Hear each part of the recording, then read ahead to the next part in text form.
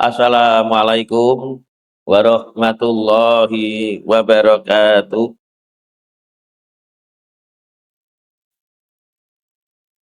Innal hamdalillah nahmaduhu wa nasta'inuhu wa nastaghfiruh wa na'udzu billahi min sururi anfusina wa min sayyiati a'malina.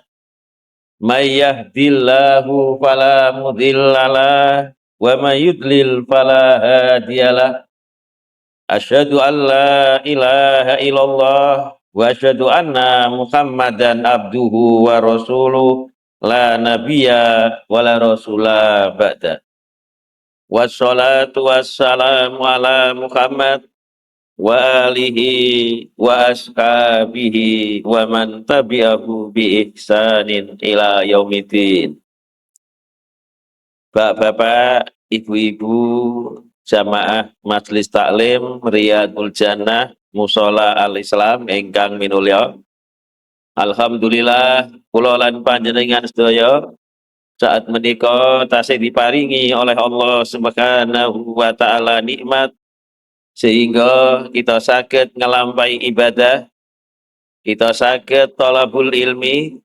Sholawat salam mugi-mugi tetap tercurahkan dumateng Nabi kita Muhammad Sallallahu Alaihi Wasallam, ugi keluarga-keluarganya, sahabat-sahabatnya, lan tiang-tiang ingkang selalu menegakkan dinul Islam sampai hari akhir. Sore menika Senin 29 September 2025 bertepatan dengan 7 Rabiul Akhir 1447 yang terbiasa puasa Ayyamul Bid. Hari Ahad yang akan datang itu tanggal 5 Oktober atau bertepatan tanggal 13 Rabiul Akhir, itu adalah Ayyamul Bid. Jadi hari Ahad, hari Senin, hari Selasa yang akan datang itu Ayyamul Bid yang disunahkan untuk puasa. Sore menika kita bahas tentang fatwa tarjih Muhammadiyah. Jadi fatwa atau pendapat daripada ulama tarjih Muhammadiyah tentang banyak hal. Di antaranya pertama yaitu tentang mengusap muka ketika selesai sholat. Apa hukumnya mengusap muka selesai sholat? Ini biasa kadang-kadang sebagian tiang mantun sholat niku nggih mukae diusap nggih. Nah niki wonten to mboten? Wonten? Tiang induki. Ya. Jadi fatwa tarjih Muhammadiyah, ulama tarjih Muhammadiyah niku ditangleti. Apakah mengusap muka selesai sholat ada tuntunannya, baik sholat sunnah ataupun sholat wajib. Jadi selesai sholat langsung biasanya muka ini diusap. Nopo cek wonten krikele, cek boten wonten diusap. Nah, menurut fatwa tarjih Muhammadiyah, mengusap muka atau dahi sesudah salam dalam sholat niku boten wonten tuntunane. Jadi boten wonten tuntunane saking Al-Qur'an nopo saking hadis nggih boten wonten tuntunane. Nah, pramila kula lan panjenengan sedaya nek niki betul-betul murni untuk mengikuti sunnah Rasulullah, maka sunnah Rasulullah niku wonten kalih, nggih. Sunnah fi'liyah dan sunnah tarkiyah. Sunnah fi'liyah niku kita mengikuti nopo engkang dilampahi Rasulullah. Rasulullah ngelampahi nopo, kita ngikuti, maka niki disebut sunnah fi'liyah. Mengikuti tata cara ibadah yang dikerjakan Rasulullah. Nah, sebaliknya sunnah tarkiyah niku nopo engkang boten dilampahi Rasulullah, nggih kita mengikuti Rasulullah, tidak ngelampahi perbuatan yang tidak dilampahi Rasulullah. Jadi Rasulullah boten ngelampahi niki misalnya mengusap muka, nggih kita ngikuti Rasulullah boten usah mengusap muka. Niki berdasarkan hadis riwayat Bukhari Muslim, sahabat namine Samurah bin Jundab, beliau mengatakan idza sholatan, Nabi niku nek mantun salat napa mawon, akbala alaina biwajihi. Niku sing dilampahi Rasulullah madhep ten jamaah.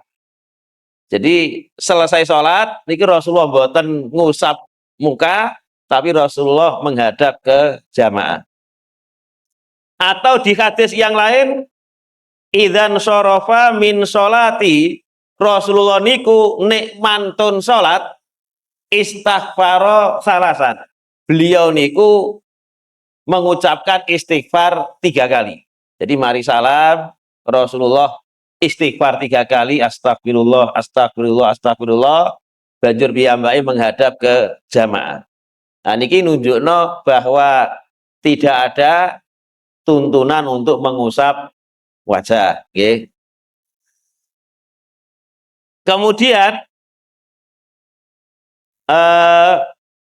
di dalam sunnah Rasulullah niku ngeten. Nek Rasulullah niku mboten ngelampahi sesuatu, sunnah tarkiyah niku namine, mboten ngelampahi sesuatu, sementara tidak ada halangan Rasulullah untuk melakukan sesuatu tersebut, ternyata kok tidak dilakukan Rasulullah, maka sesuatu itu menjadi sunnah untuk tidak dilakukan.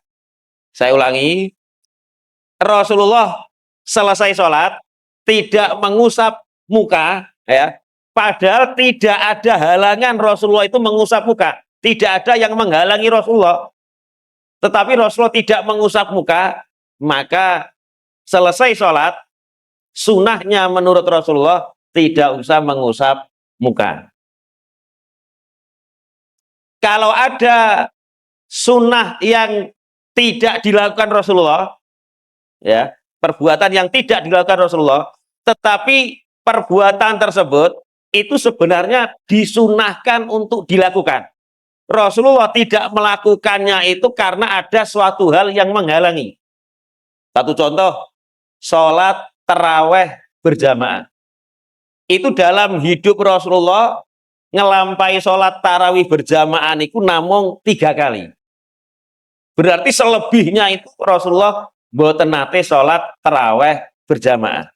Kalau begitu pahalanya lebih banyak mana sholat taraweh tidak berjamaah dengan sholat tarawih berjamaah. Sementara Rasulullah itu hanya ngelampahi 3 hari mawon untuk sholat taraweh berjamaah. Maka kita lihat, kenapa Rasulullah tidak melakukan sholat taraweh seperti kita terus-menerus, ya? Itu menunjukkan bahwa pasti kalau nggak ada penghalang, ya nggak ada penghalang, itu berarti sunnahnya sholat taraweh itu tidak dilakukan berjamaah. Tapi kalau ada penghalang yang menghalangi Rasulullah melakukan sholat tarawih berjamaah, sehingga Rasulullah tidak melakukan, berarti sholat tarawih berjamaah itu disunahkan. Hanya Rasulullah tidak melakukan karena ada suatu hal. Nah ternyata ketika diselidiki hadis-hadis Rasulullah 3 kali, jadi Rasulullah itu sholat tarawih di masjid sendiri diikuti oleh jamaah, ya. Besoknya lagi jamaah ini yang habis tadi malam ikut tarawih berjamaah bersama Rasulullah niku menyebarkan berita bahwa tadi malam kita sholat tarawih berjamaah. Maka sahabat yang tidak mendengar malamnya nanti itu semakin banyak. Itu malam yang kedua. Kemudian besoknya lagi orang-orang cerita kepada semakin luas, ya. Maka masjid jadi jamaah yang ketiga, hari yang ketiga, masjid itu hampir-hampir tidak muat karena dipenuhi sahabat ingin sholat taraweh berjamaah bersama Rasulullah. Kemudian hari keempat, ini para sahabat itu nunggu, ya. Nunggunya tidak tanggung-tanggung sampai subuh karena Rasulullah tidak keluar. Ya, rumahnya Rasulullah dengan masjid itu kan berdampingan, ya, berdampingan. Nah, sahabat gak berani membangunkan apakah Rasulullah itu di dalam itu tidur apa sholat sendiri. Sahabat tidak berani, hanya sahabat itu berada di masjid sesak penuh, tetapi Rasulullah tidak datang sampai subuh baru Rasulullah datang, yaitu sholat jamaah subuh. Setelah selesai sholat jamaah subuh, Rasulullah kemudian bersabda, saya sudah melihat kalian semuanya. Jadi tadi malam itu saya tidak keluar, bukan karena saya tertidur. Saya lihat kalian semua di dalam masjid penuh sesak. Tetapi yang menghalangi saya keluar, itu saya khawatir nanti Allah itu mewahyukan sholat taraweh berjamaah itu diwajibkan, ya. Jadi Rasulullah khawatir nanti sholat taraweh kalau dilakukan terus-menerus di zaman Nabi dan wahyu itu masih turun, itu dikhawatirkan nanti sholat taraweh diwajibkan seperti sholat Jumat dan kalian nanti tidak akan mampu. Kalau nggak sholat taraweh berjamaah dosa. Nah itulah, maka sholat taraweh berjamaah itu disunahkan walaupun Rasulullah itu meninggalkan karena ada halangan. Halangannya apa? Dikhawatirkan oleh Rasulullah nanti sholat taraweh itu kalau dikerjakan terus-menerus itu akan diwajibkan kepada umatnya. Sementara wahyu itu masih turun. Kalau zaman kita, zaman sahabat, Rasulullah telah meninggal, itu wahyu sudah tidak turun lagi. Nah ini satu contoh, ya.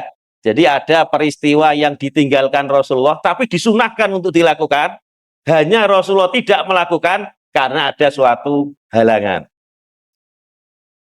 Kalau sesuatu yang ditinggalkan Rasulullah tidak ada halangan untuk melakukannya, berarti itu disunahkan untuk ditinggalkan.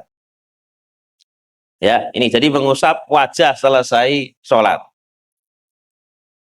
Kemudian yang kedua, fatwa Tarjih Muhammadiyah, yaitu salaman sesudah sholat. Nah, niki kata ya, salaman sesudah sholat nih. Kata tiang ilmu. Nggih, salaman sesudah sholat. Di masyarakat kita itu aneh, ya. Kita itu disunahkan untuk bersalaman ketika bertemu, bukan ketika selesai sholat, ya. Kita diperintahkan, disunahkan kalau ketemu itu bersalaman, ya. Nah, kadang-kadang ada orang itu ketemu nok masjid, melaku bareng, ya, ke masjid mau sholat berjamaah, gak salam-salaman belas. Barang selesai sholat, lagi salaman. Nah, ini namanya salaman sesudah selesai sholat. Maka kita lihat, ya, hadis-hadis yang menunjukkan apakah Rasulullah selesai sholat itu salaman apa tidak. Maka menurut fatwa Tarjih Muhammadiyah, ketika diteliti bahwasanya salaman sesudah sholat itu tidak ada dalilnya. Maksudnya itu tidak dikerjakan Rasulullah. Maka dalam teori sunnah Rasulullah tadi ada sunnah fi'liyah, ada sunnah tarkiyah. Sunnah fi'liyah yaitu apa yang dikerjakan Rasulullah, kita disunahkan untuk mengikuti, mengerjakan perbuatan yang dikerjakan Rasulullah. Sunnah tarkiyah yaitu Rasulullah tidak mengerjakan sesuatu, kita disunahkan untuk tidak mengerjakan sesuatu yang tidak dikerjakan Rasulullah.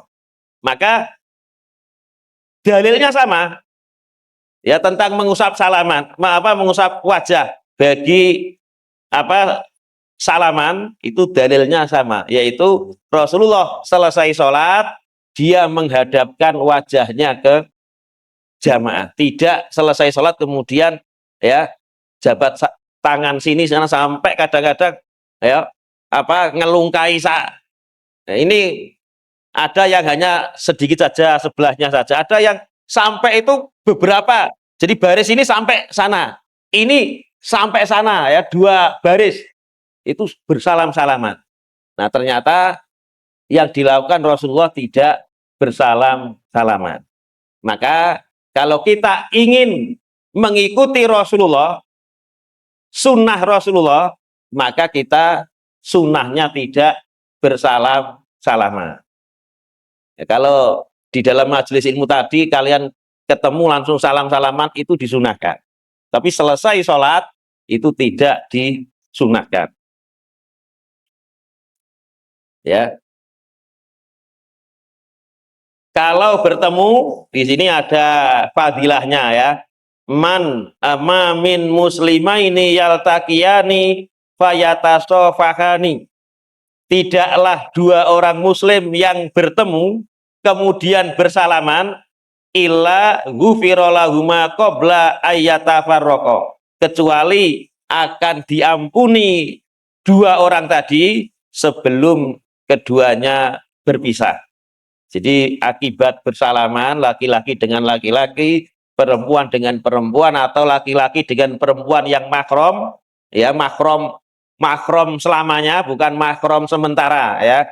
Kalau mahram selamanya misalkan anak dengan orang tua, ibu dengan anaknya laki-laki, atau saudara laki-laki dengan saudaranya perempuan, paman dengan ponaan, ini adalah mahram selamanya, disunahkan kalau ketemu bersalaman.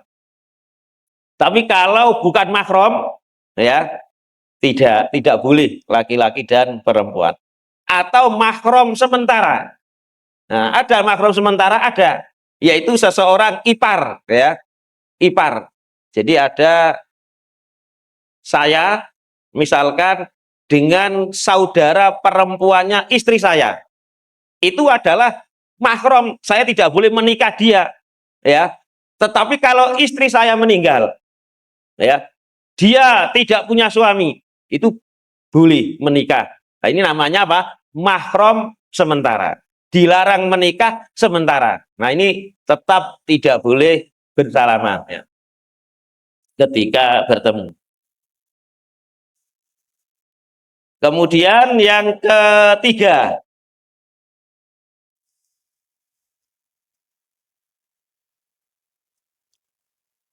bersentuhan kulit laki-laki dan perempuan tidak membatalkan wudhu, ya. Ini ada 2 pendapat, jadi ini masih perbedaan pendapat, ya. Beda dengan jabat tangan, ya, setelah sholat atau mengusap muka, ini enggak ada dalilnya. Tetapi bersentuhan kulit laki-laki dan perempuan, ya, tidak membatalkan wudhu. Ini ada 2 pendapat, ya. Ada yang mengatakan batal wudhu, seperti madhab Imam Syafi'i, ya. Jadi madhab Imam Syafi'i itu kalau ada laki-laki dan perempuan, mahram atau tidak mahram, kok selesai wudhu dia tersentuh, ya, sengaja atau tidak sengaja, maka batal wudhunya, harus wudhu lagi. Nah, Fatwa Tarji Muhammadiyah itu memilih pendapat bahwasanya bersentuhan kulit laki-laki dan perempuan itu tidak membatalkan wudhu. Dan ini pendapatnya Imam Abu Hanifah, juga pendapatnya Fatwa Arab Saudi. Nah, apa dalilnya? Jadi dalilnya adalah di dalam hadis Aisyah itu cerita, ya, Aisyah itu pernah berkata, dia istri Rasulullah, annan nabiyya sallallahu alaihi wasallam qabbala ba'dha nisaihi. Rasulullah itu pernah mencium sebagian istri-istrinya, summa kharaja ila shalah, kemudian Rasulullah keluar untuk sholat, walam yatawaddo, dan Rasulullah tidak wudhu lagi. Ini menunjukkan bahwa mencium istrinya, ya, ini berarti juga bersentuhan kulit, ya, karena nggak mungkin kalau begini kan cium jarak jauh kan, ya, ini berciuman, ya, maka tersentuhlah kulit. Ini menunjukkan apa? Bahwasanya tersentuhnya kulit laki-laki dan perempuan tidak membatalkan wudhu, karena Rasulullah selesai wudhu terus mau ke masjid, beliau mencium salah satu istrinya, tapi beliau sholat tidak wudhu lagi. Kemudian yang kedua, dalil yang kedua, Aisyah, ini diriwayatkan Bukhari Muslim, Aisyah niku nate tilem, ya, ini anggaplah rumah Rasulullah. Tilemnya Aisyah itu kakinya nek semujung itu menghalangi Nabi sujud. Jadi umpama ini Nabi, ya, sholat madhep sana, Aisyah itu kakinya tidurnya di sini, kakinya di sini, ya, nek semujung di sini. Ketika Rasulullah itu mau sujud, maka Rasulullah menyentuh kakinya Aisyah supaya, ya, ditekuk, supaya Rasulullah bisa sujud. Nah, maka ini menunjukkan Rasulullah adalah menyentuh kulit Aisyah di waktu sholat, tetapi tidak membatalkan wudhu, ya. Makanya pendapat ini kita pilih, walaupun, ya, pendapat yang kedua membatalkan wudhu itu juga ada dalilnya. Hanya kita memilih menguatkan salah satu di antara dua pendapat ini. Kemudian di hadis yang lain, Aisyah itu pernah tidur di waktu malam, ya, karena tidak ada lampunya. Itu Rasulullah tanpa sengaja, beliau tangannya karena mencari Rasulullah, ya, mencari Rasulullah kok nggak ada, ya, digerayang-gerayangi begini, tangannya ini menyentuh kedua kaki Rasulullah dalam posisi Rasulullah sujud.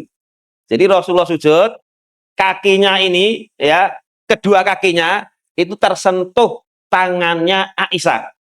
Karena Aisyah, ya, gerayang-gerayangi begini mencari Rasulullah, akhirnya tersentuh kakinya, dan tahulah Aisyah bahwa Rasulullah itu sedang sholat.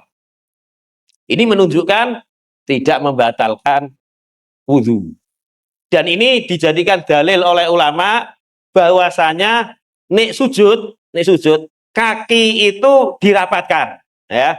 Ini jadi ada dua pendapat, ada yang mengatakan kaki tidak usah dirapatkan, ada yang mengatakan kaki dirapatkan. Ini dua pendapat, silahkan dipilih yang mana. Kalau saya lebih memilih kaki dirapatkan, walaupun tidak menyalahkan pendapat yang satunya. Kenapa ini jadikan dalil kaki dirapatkan?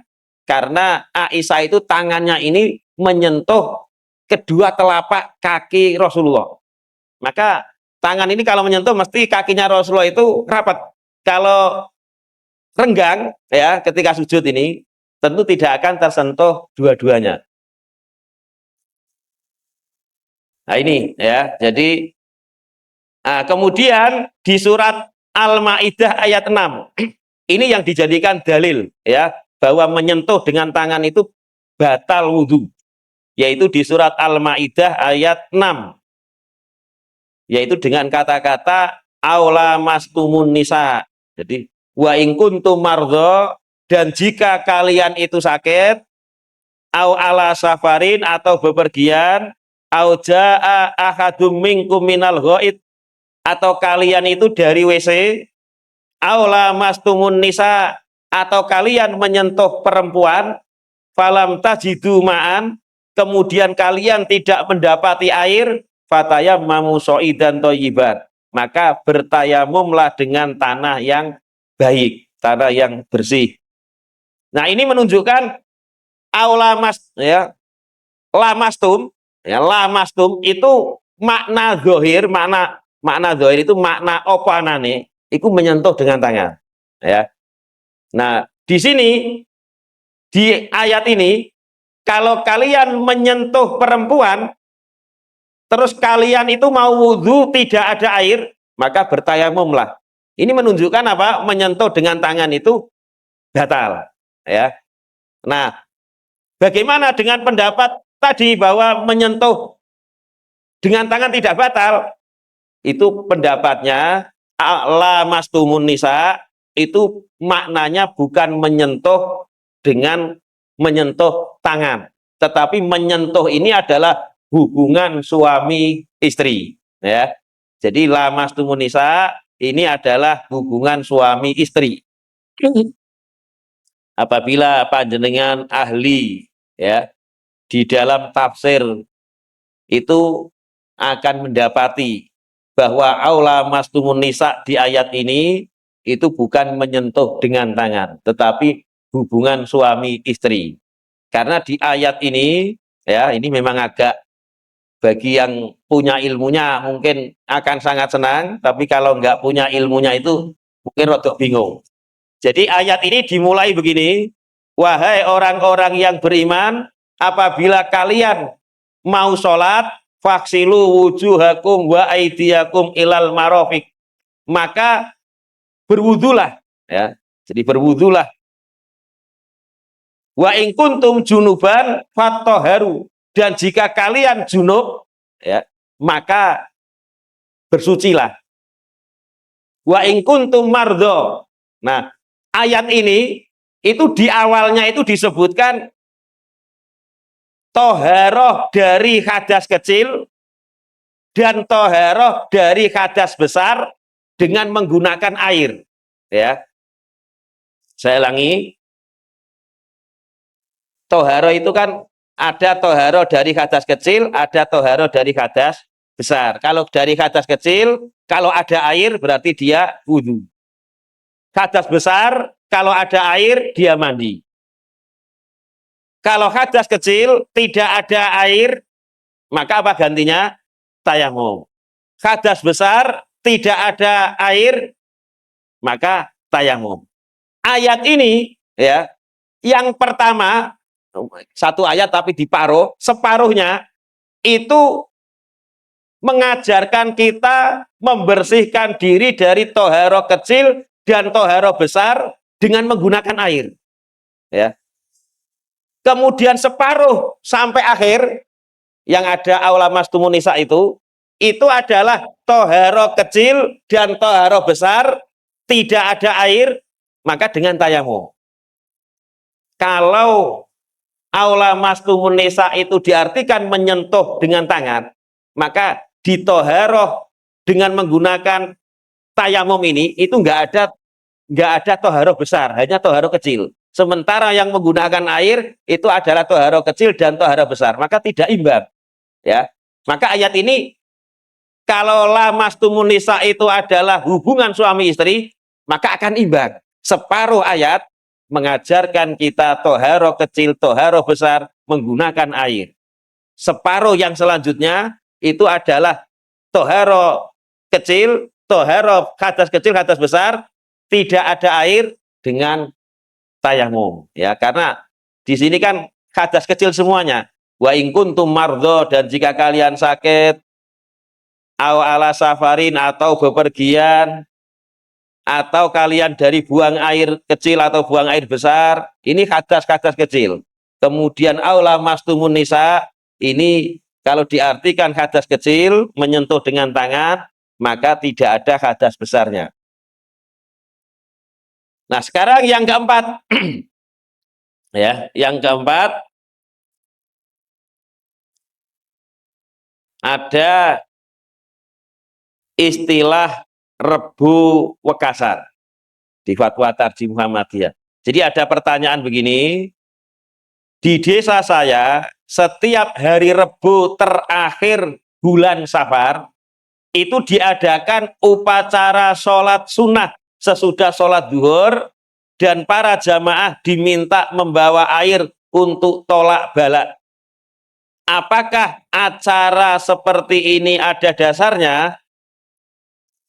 Ya, maka Rebo terakhir di bulan Safar itu terkenal dengan Rebo Wekasan. Panjenengan nate kepireng? Dereng nate? Nek tiyang sedayu koyoke gak keringi ya.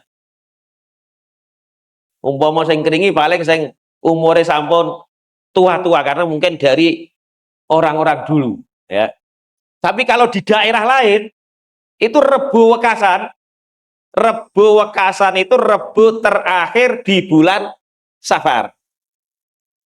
Nah, bulan Safar kemarin itu adalah tanggal 20 Agustus. Itu hari Rebo terakhir sebelum menginjak ke Rabiul Awal.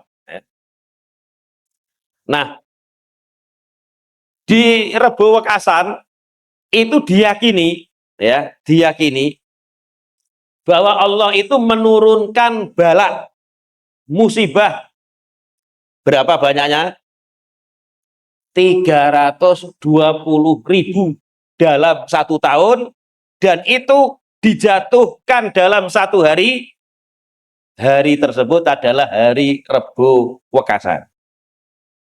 Ini ya, yang mengatakan ini adalah orang yang dijuluki oleh seorang ulama ya.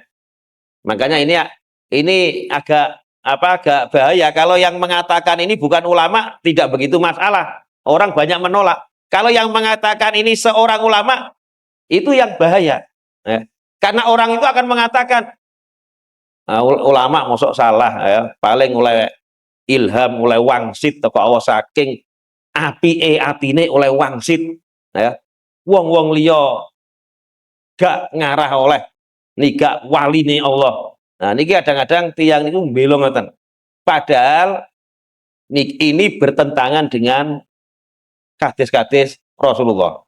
Jadi sekali lagi Rebo Wekasan itu adalah Rebo terakhir di bulan Safar yang diyakini oleh sebagian orang itu turun bala sebanyak 320.000. Nah, panjenengan ten daerah kita mboten nate salat Rebo Wekasan apa balake teko to mboten? Mboten nggih. Nah, maka dijawab oleh fatwa Tarji Muhammadiyah bahwasanya tidak ada dalilnya ya tentang Rebo Wekasan, tentang sholat Rebo Wekasan. Jadi sholatnya itu begini. Jadi misalkan ini sekarang ini bulan terakhir Rebo terakhir di bulan Safar, maka diadakan sholat 4 rakaat untuk menolak bala. Ini diadakan di masjid ya, berjamaah. 1 rakaat, tiap rakaat ya, itu membaca Al-Fatihah, membaca surat Al-Kautsar, Inna A'toina Al-Kautsar sebanyak 17 kali. Jadi Al-Fatihahnya satu kali, setelah itu membaca Inna A'toina Al-Kautsar itu sebanyak 17 kali. Setelah itu membaca surat Al-Ikhlas, Qul huwallahu ahad sampai akhir sebanyak 15 kali. Kemudian membaca surat Al-Falaq 1 kali dan membaca surat An-Nas 1 kali. Tiap rakaat seperti itu.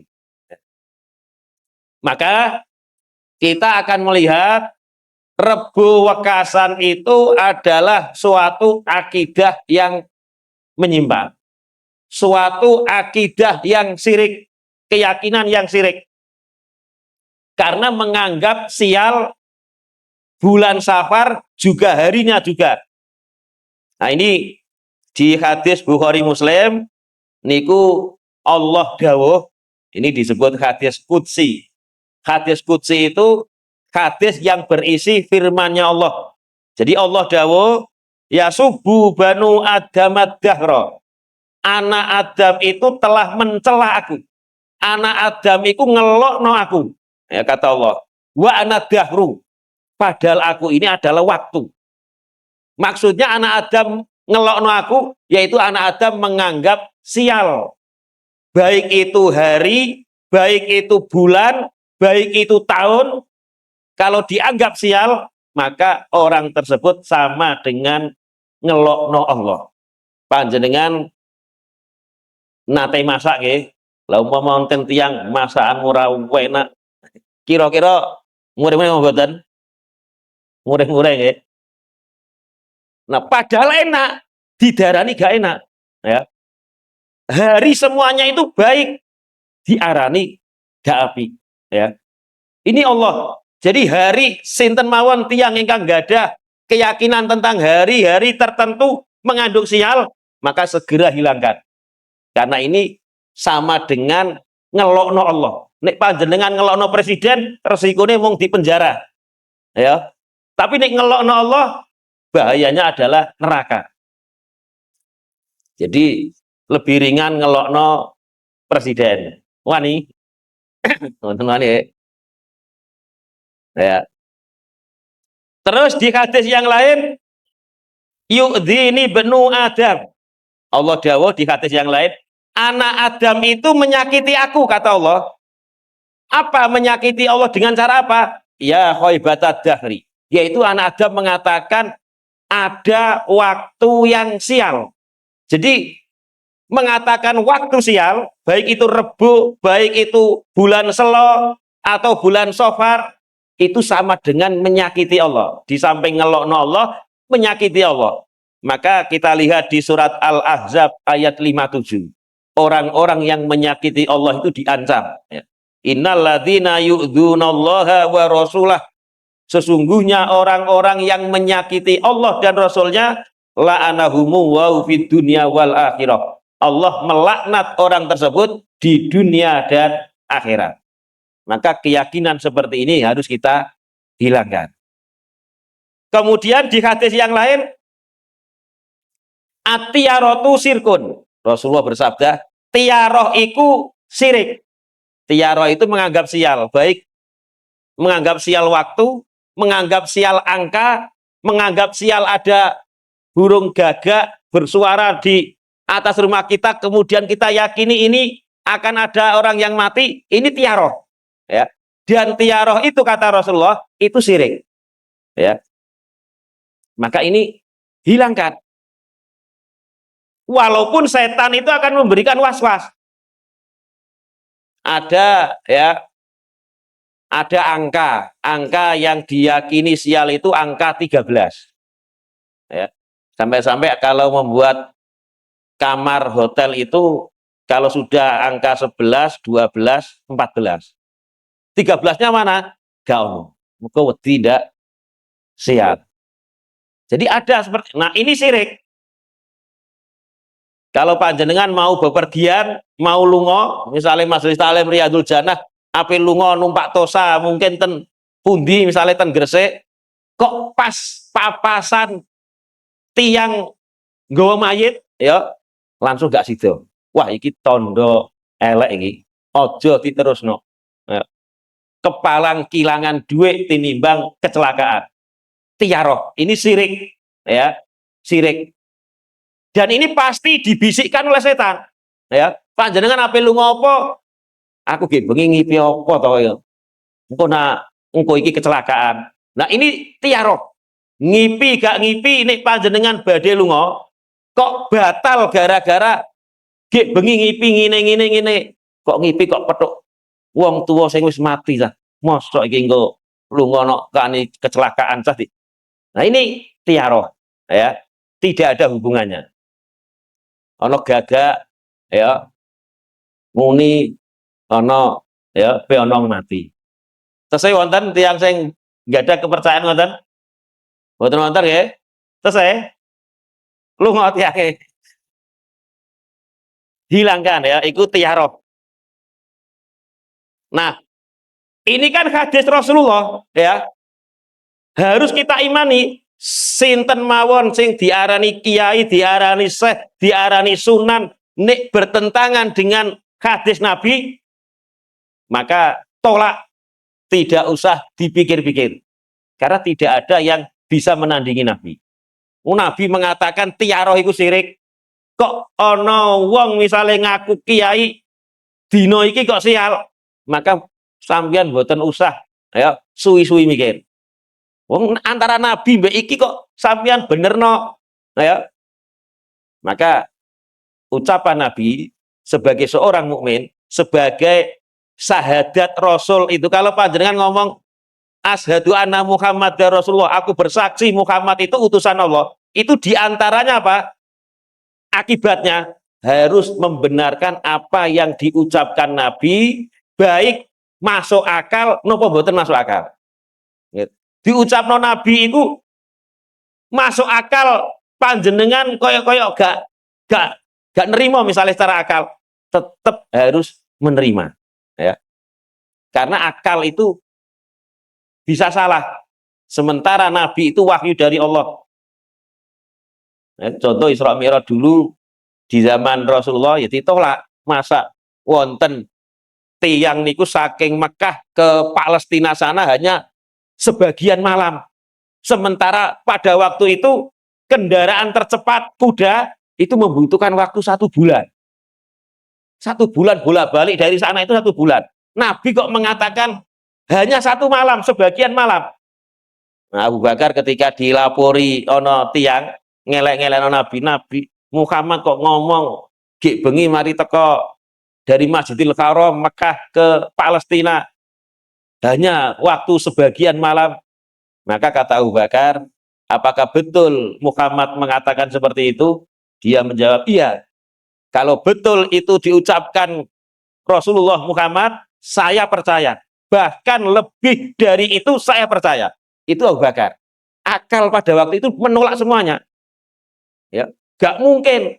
Nah, itu akal. Tapi sekarang nek panjenengan diberitahu tiang, aku mari teko umroh, teko Mekah ke sana hanya 1 malam, akan percaya karena menggunakan pesawat sekarang.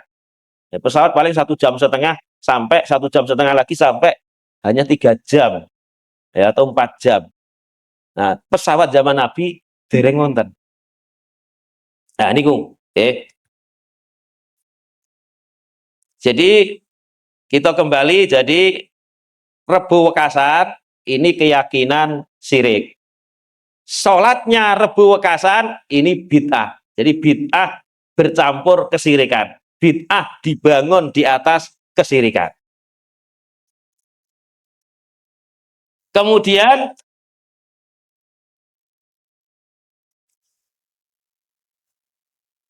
ada pertanyaan di Fatwa Tarjih Muhammadiyah.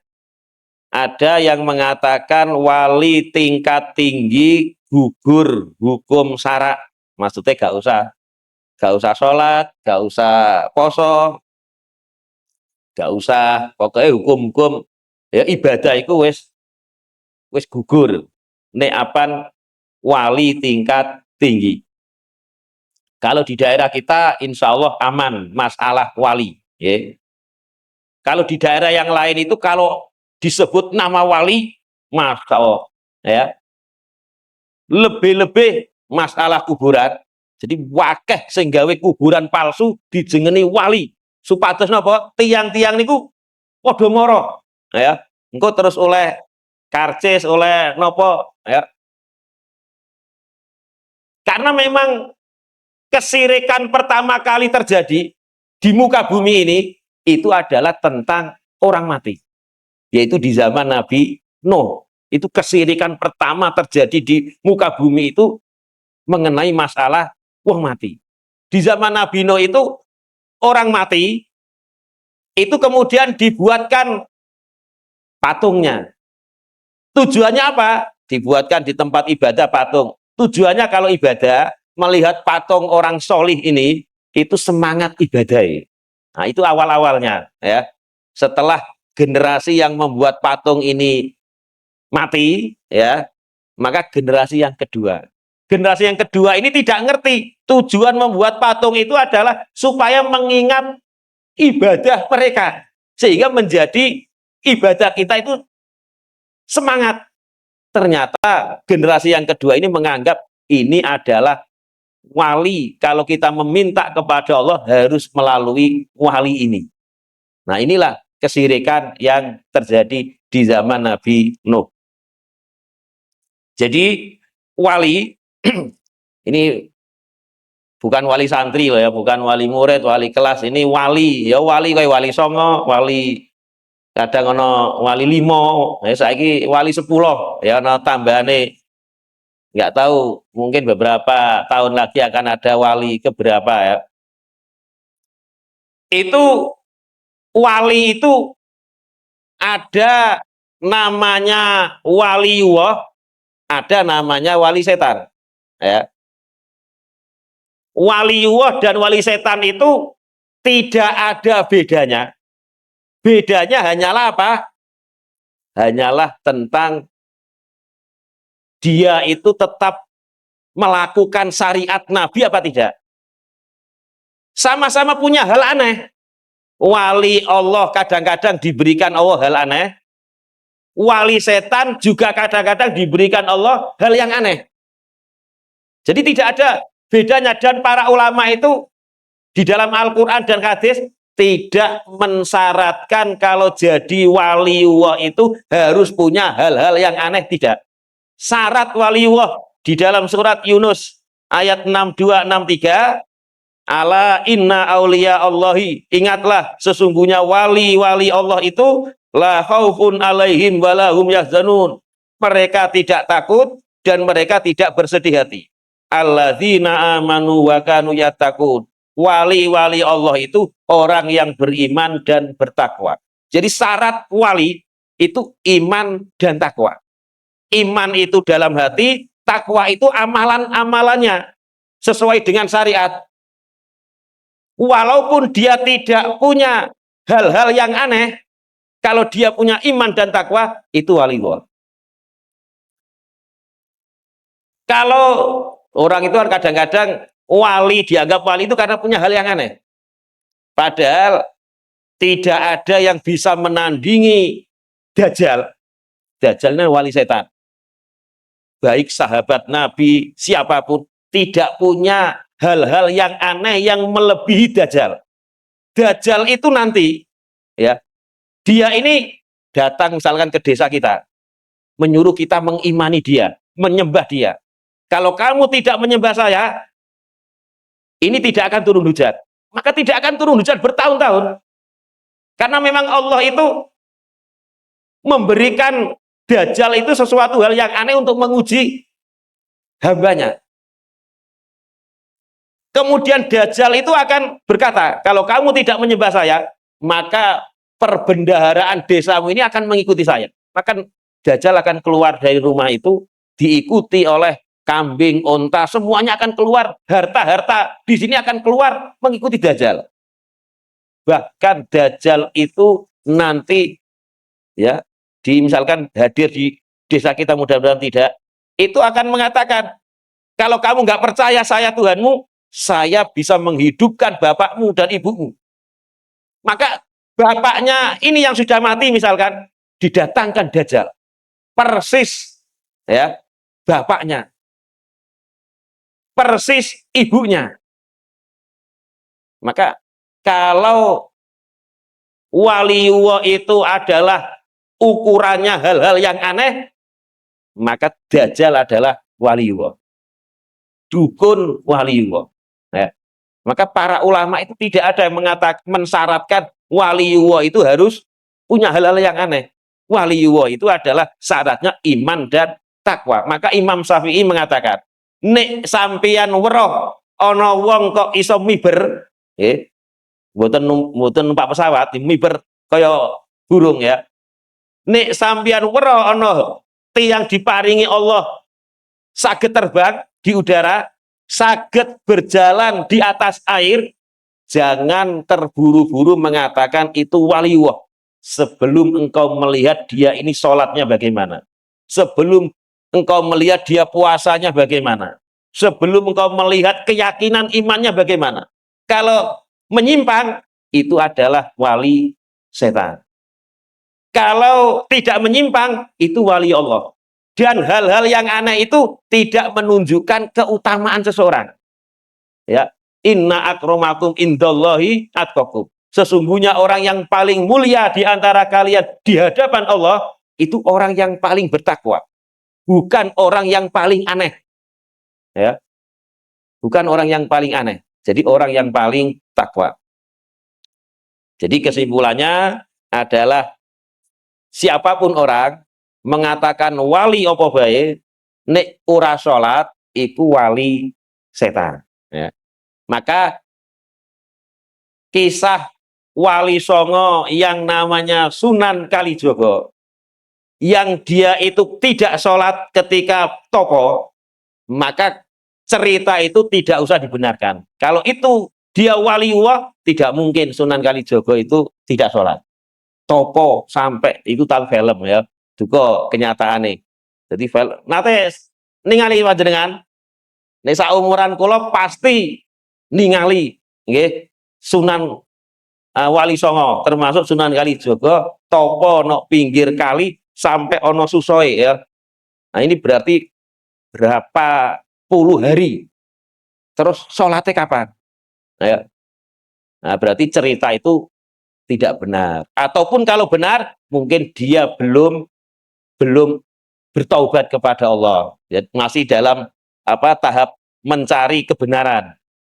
Jadi cirinya kalau orang itu tidak sholat, maka orang itu kalau dikatakan wali ya wali setan, bukan wali Allah.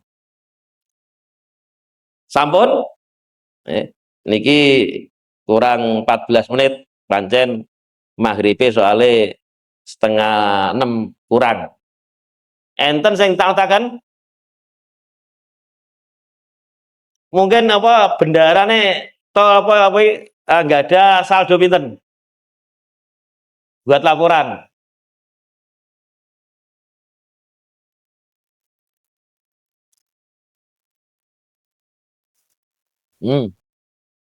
Oke, monggo.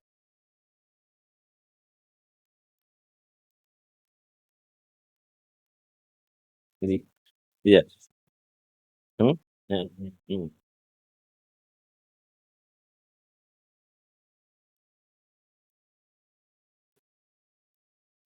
Membaca Al-Fatihah terus walidolin nggih.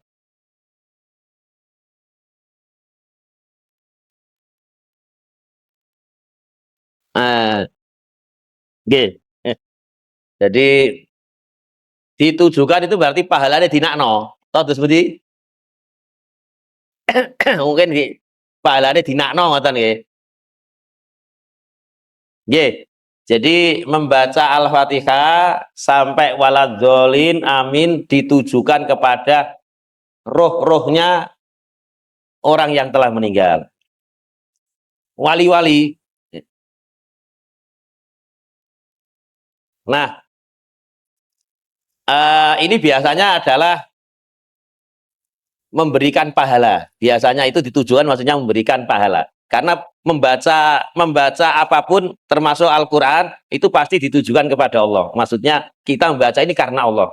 Nah, kalau pahalanya dioperkan ke orang-orang yang mati, ya, ulama itu berbeda pendapat. Ada yang mengatakan sampai, ada yang tidak. Memang ada perbedaan pendapat. Hanya yang mengatakan sampai, ya ini yang mengatakan sampai. Kalau yang mengatakan nggak sampai, saya ikut pendapat yang mengatakan tidak sampai. Yang mengatakan tidak sampai pun juga ya mengingatkan bahwa panjenengan yang membaca, yang beramal itu lebih membutuhkan pahala daripada mereka. Nek panjenengan misalnya nggih nakno mereka ya. Panjenengan itu kira-kira luwih selamat daripada mereka apa tidak pada hari kiamat. Sementara nanti pada hari kiamat, orang itu dimasukkan neraka, itu ngomong, ya Allah, anakku baik, lebokno neraka aku tokno. Ya Allah, bujuku baik, bapakku baik, ibuku, kuwabe beres termasuk wali-wali, iku lebokno neraka. Kanggo nebus aku cek metu. Berarti kita itu sangat membutuhkan amal beserta pahalanya. Kenapa kok kita mudah untuk memberikan? Kalau untuk orang mati tidak ada hal yang sangat bermanfaat kepada orang mati melebihi doa, ya, melebihi doa. Karena ada orang tua nanti pada hari kiamat, mugi-mugi nggih orang tua kula lan panjenengan sedaya. Iku pada hari kiamat kaget, ya Allah, aku kok iso munggah surga, diangkat derajatku sampai dhuwure koyo ngene. Padahal amalku gak mungkin iso koyo ngene. Apa jawaban Allah? Allah tidak mengatakan iku mergo akeh sing kirim Al-Fatihah sampeyan, iku mergo ana kurban kanggo sampeyan, tidak. Tetapi kata Allah, li istighfari waladika laka. Iku ngono mergo dungane anake sampeyan marang sampeyan. Anake sampeyan iku terus istighfar kanggo sampeyan.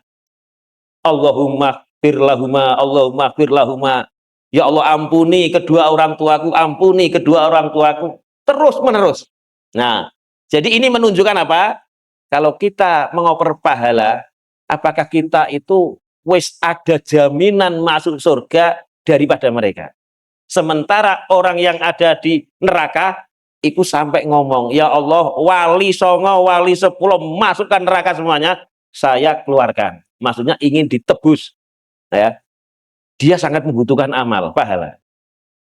Nah, kalau dengan orang mati, ya kalau ingin, maka kita membacakan istighfar untuk mereka. Ya Allah, ampuni. Ya, kepingin wali-wali silakan ampuni, tapi hubungan kita yang terdekat dengan orang tua, apakah sudah ya kita mintakan ampun.